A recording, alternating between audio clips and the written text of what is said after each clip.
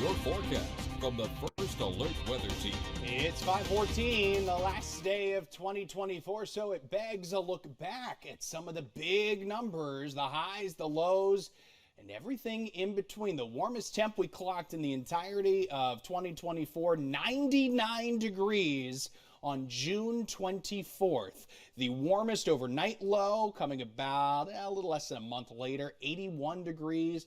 Some of the coolest highs, the coolest lows, 39, 19 respectively. That came in that stretch that we talked about. Hey, top 5 weather events, right? That big cold snap in January, 20th to the 21st. And the wettest one day came in the midst of a storm named Debbie. About 5 2/3 of an inch of rain. It was the wettest one day this year. And really, since then, it has been a struggle to get some appreciable rainfall, really, since, kind of peak at the tropical season in September. This month so far, too, those rainfall tallies a little lackluster. We'll talk about 2025 in a moment. First, getting you to the here and now, downtown Wilmington, high atop the Murkison building. Skies pretty clear for the time being, 42 degrees, the current air temperature, but notice where the dew point is.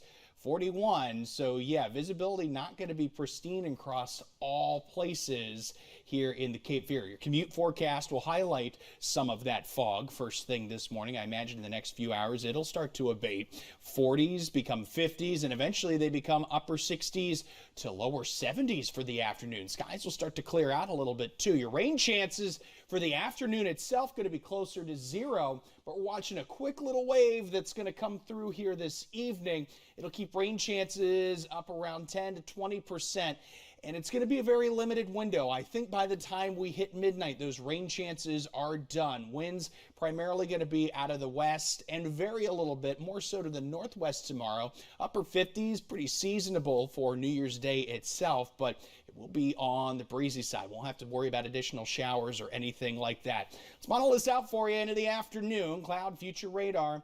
And watch that wave trying to take shape. Here's about 9:30. This would be about the worst of it. So again, we get closer to midnight itself. There it is.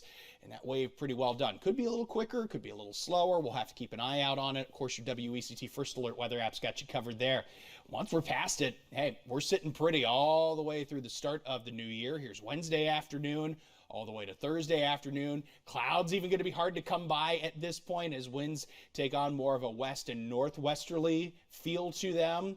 And get ready for a big drop in temperature. We've been telling you about this Arctic blast that we're going to be expecting heading into the next several days of the new year, and we can highlight a little bit of that for you here in the planning forecast now. Taking us to the weekend, highs in the 50s and 40s, some overnight lows dipping back into the 20s too. And the clearer skies are, the farther temperatures will fall as a result. Slight warm up into early next week. Our next approaching front, that'll bring us to the lower 60s, rain odds around 40%, but that's about it for the time being. Watch the next significant cool down to come though, Kim, from the 60s back to the 40s.